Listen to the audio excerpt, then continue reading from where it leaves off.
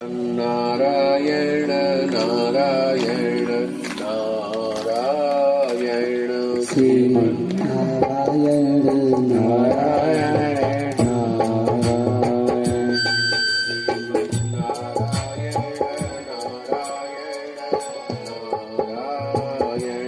श्रीमन्नारायण नारायण नारायण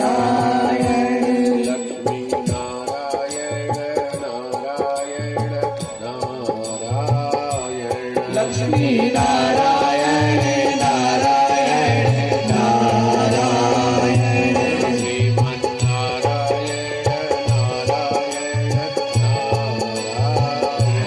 श्रीमन्नारायण नारायण नारायण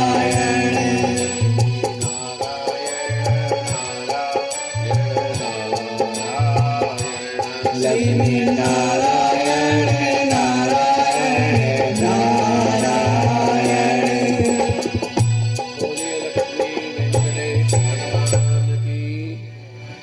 श्रीमद्भागवत महापुराण की जय।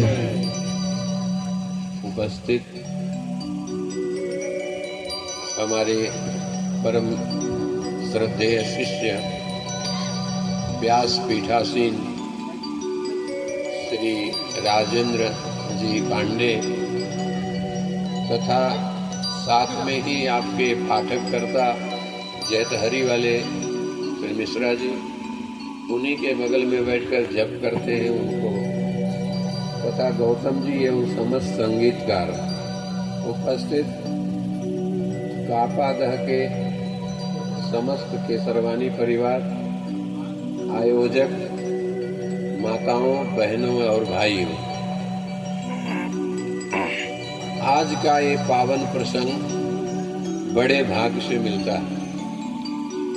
लिखा है कि जन्मांतरेण भवेत पुण्यम तरही भागवतम लभेत।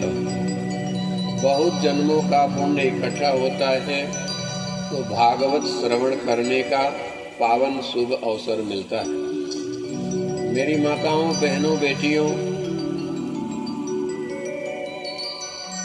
यह श्रीमद् भागवत की कथा सुखदेव जी महाराज ने राजा परीक्षित को सुनाया। राजा परीक्षित को किस लिए सुनाया? ताकि परीक्षित से कई अपराध हो गए थे और उनके गले में, राजा समीक ऋषि के गले में मरा हुआ सांप डाल दिया। इतनी बड़ी घोर अपराध हुआ। नियम है कि आप कहीं भी संतों के आश्रम में, ऋषि मुनियों के आश्रम में, मंदिरों में जाएं तो सावधान होकर के जाना चाहिए। अपने से कहा गया है कि बाहर का किया हुआ पाप तीर्थ क्षेत्र में जाने से मिट जाता है, लेकिन तीर्थ का किया हुआ पाप वज्र का लेप होता है, मिटता नहीं। इसलिए राजा परीक्षित ने जो किया, एक ऋषि के आश्रम में गए, उनको पानी मांगे।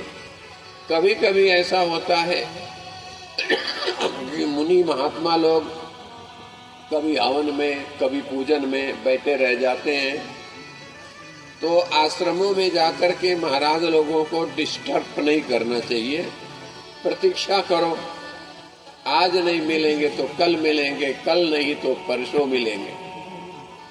प्रतीक्षा करना चाहिए। तो प्रतीक्षा में एक बहुत बड़ा आनंद है।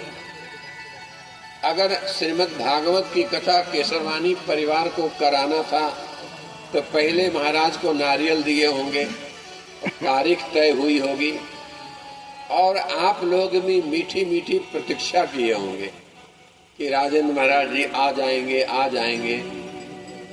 और कथा होने के बाद, हवन होने के बाद जब यहाँ से जाएंगे तो ये कापा दह अच्छा नहीं लगेगा।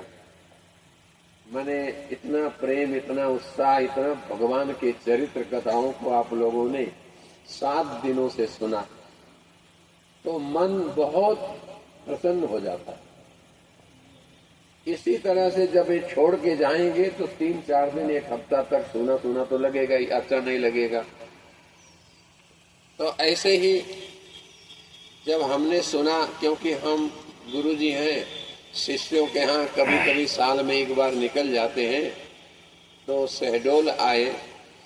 शहडोल में फोन किया तो मालूम पड़ा कि आपकी कथा कापादा में हो रही है। मेरे कापादा है कहाँ? तो हमारे परम आदरणीय व्यासपीठासीन राजेंद्र जी ने कहा कि लोरमी के आगे है। हालांकि कापादा तो नहीं जानता हूँ, लेकिन चिल्पी नदी जानता हूँ। चिल्पी नदी तक आया भी हूँ, तो चिल्पी के पास में ही है। फिर पता लगा कि गौर कापा के पास में, तो मैंने पता लगाया तो यहाँ पर एक स्वामी जी भी हैं। तो एक संत जो होता है, संत से मिलने जाता है, तो हमने सोचा कि 2 काम हो जाएगा।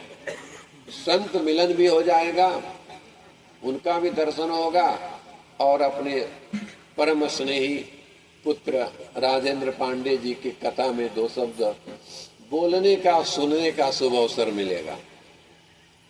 तो यहाँ आए, आप लोगों ने, केसरवानी परिवार ने खूब आदर भी किया। वहां भी गए थे तो नाना प्रकार के वस्तुओं से आदर हुआ और बहुत आनंद आया। लेकिन वो स्वामी जी हवन कर रहे हैं, तो हमें रुकना चाहिए, लेकिन स्वास्थ्य गड़बड़ और धुआं की वजह से जल्दी आ गया। तो प्रतीक्षा में एक सुख है, मिलन में एक सुख है, विछड़न में